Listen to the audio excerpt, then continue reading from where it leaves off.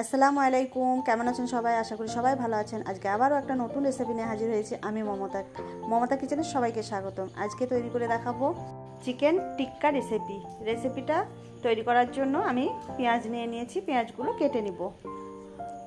অসাধারণ একটা রেসিপি নিয়ে এসেছি, আশা করি ভালো লাগবে। ভিডিওটা পুরো দেখবেন, সবাই জন্য স্কিপ করবেন না প্লিজ। ভিডিওটা পুরো দেখলে বুঝতে পারবেন কিভাবে তৈরি করছি। আর অসংখ্য ধন্যবাদ ভিডিওটা দেখার জন্য। তো আমি পেঁয়াজগুলো কেটে নিব।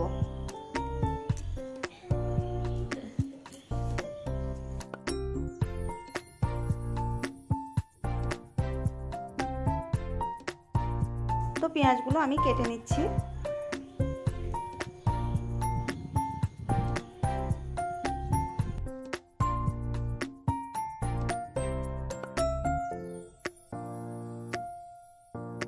এই চিকেন টিক্কাটা খেতে কিন্তু অসাধারণ। গরম ভাতের সঙ্গে পরিবেশন করলে কিন্তু সবার পছন্দ হবে, আর নিমেষে ভাত কিন্তু খেয়ে নেবে। তো এর জন্য আমি পেঁয়াজগুলো কাটছি। আশা করি আপনারাও তৈরি করবেন, ভালো লাগবে। তো তরকারি না থাকলে কিন্তু অল্প মাংস দিয়ে এই টিক্কাটা তৈরি করে নেবেন। খুবই অল্প পরিমাণ মাংস দিয়ে কিন্তু অনেকগুলো টিক্কা করা যাবে। তো আমি পেঁয়াজগুলো কেটে নিলাম। পেঁয়াজগুলো কাটা আমার হয়ে গেছে। তারপর আমি কিছুটা লঙ্কা নিয়েছি, লঙ্কাগুলো ছোট ছোট করে কেটে নিব।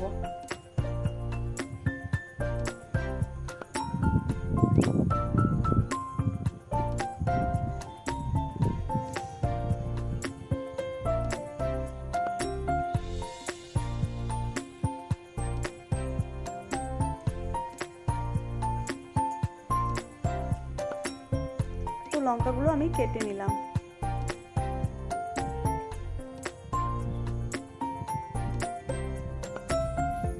তারপর আমি কিছুটা ধনিয়া পাতা নিয়েছি, এটাও কুচি কুচি করে কেটে নিব। মুখে রুচি না থাকলে রুচি চলে আসবে, এই রেসিপিটা তৈরি করুন।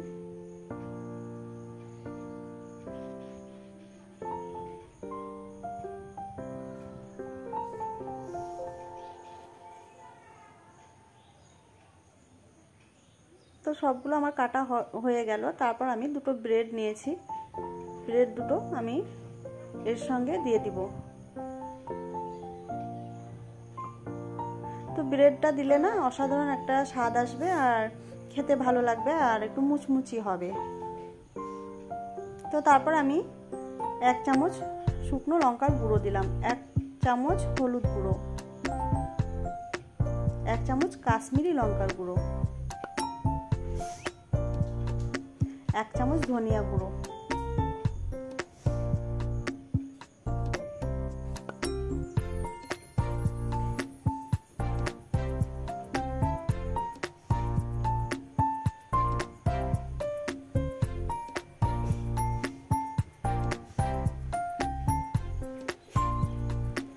এক চামচ বিরিয়ানি মশলা।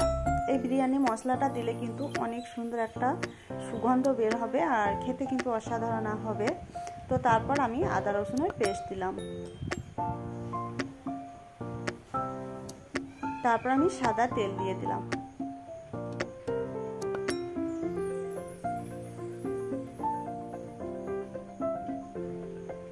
তারপর আমি বেসন দিয়েছি, 50 গ্রাম মতো বেসন দিয়েছি। তারপর আমি চিকেন, যেটা আমি পিষে রেখেছিলাম, চিকেনটা দিয়ে দিলাম। তো খুবই অল্প পরিমাণ চিকেনের মধ্যে অনেকগুলো টিক্কা তৈরি হবে, আর দুর্দান্ত লাগবে খেতে।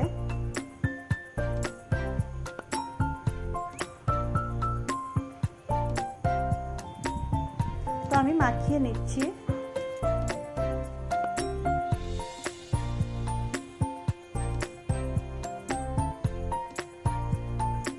আমার রেসিপিগুলো আপনাদের কেমন লাগে কমেন্ট করে সবাইকে জানাবেন, আশা করি আপনাদের ভালোই লাগবে। তারপর আমি স্বাদ মতো লবণ দিলাম, আর জিরের গুঁড়ো দিলাম।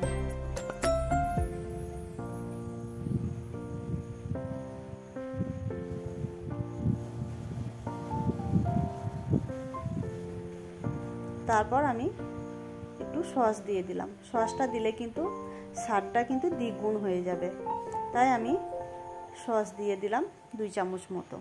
তারপর হাতে একটু তেল লাগিয়ে আমি টিক্কা তৈরি করে নিব। তো আমি টিক্কাগুলো তৈরি করে নিচ্ছি। আমি এরকম শেপ করে নিলাম, আপনাদের যেরকম ভালো লাগবে সেই শেপ করবেন। আমার কিন্তু এই শেপটাই বেশি ভালো লাগে, তাই এটাই করে নিলাম। তো খেতে কিন্তু অসাধারণ হয় এটা। গরম গরম ভেজে খেলে অসাধারণ লাগবে, বাড়িতে কিন্তু সবার পছন্দ হবে। একবার ট্রাই করবেন বন্ধুরা। তো সবগুলো আমি এভাবে তৈরি করে নিব।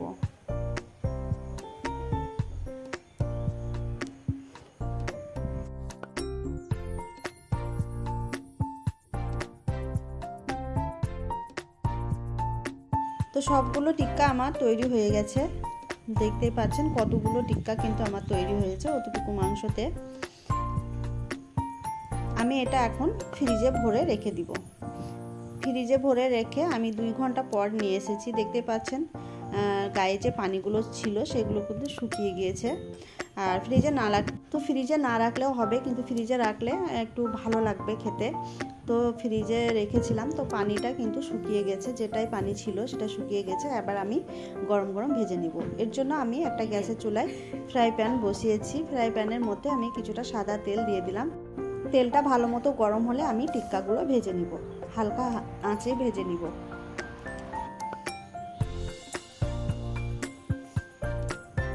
তো তেলটা কিছুটা গরম হয়েছে, এর মধ্যে আমি টিক্কাগুলো দিয়ে হালকা আঁচে ভেজে নিব।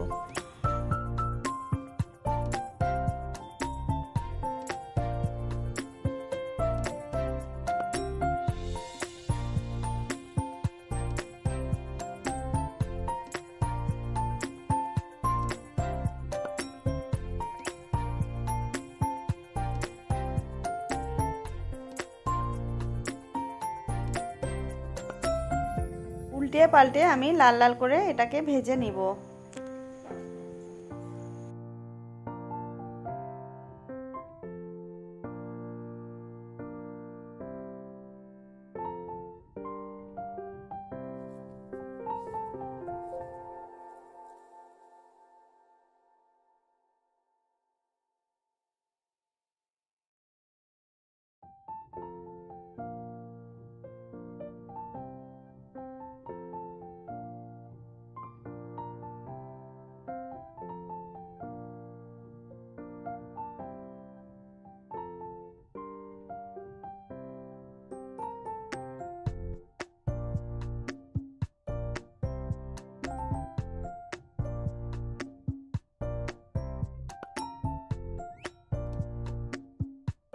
সব টিক্কা আমার ভাজা হয়ে গেছে, এবার আমি সার্ভ করে নিব। এর জন্য নিচে আমি কিছুটা পেঁয়াজ ছোট ছোট করে কেটে নিয়েছি কুচি করে। তো এটা দিলে কিন্তু খেতে অসাধারণ লাগবে, তার জন্য আমি পেঁয়াজগুলো দিয়ে দিলাম নিচে। তার মধ্যে আবার শসা দিয়ে আমি ডেকোরেশন করে নিচ্ছি।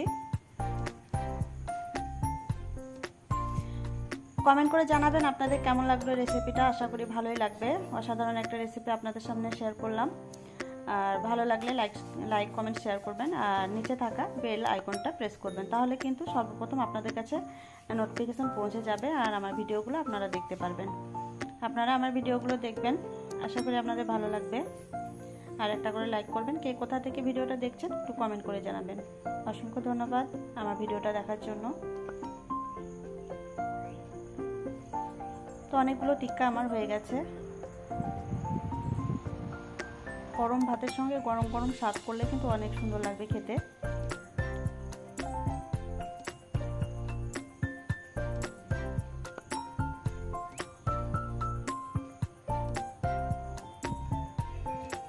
অনেক মজার রেসিপি আপনাদের সঙ্গে শেয়ার করলাম।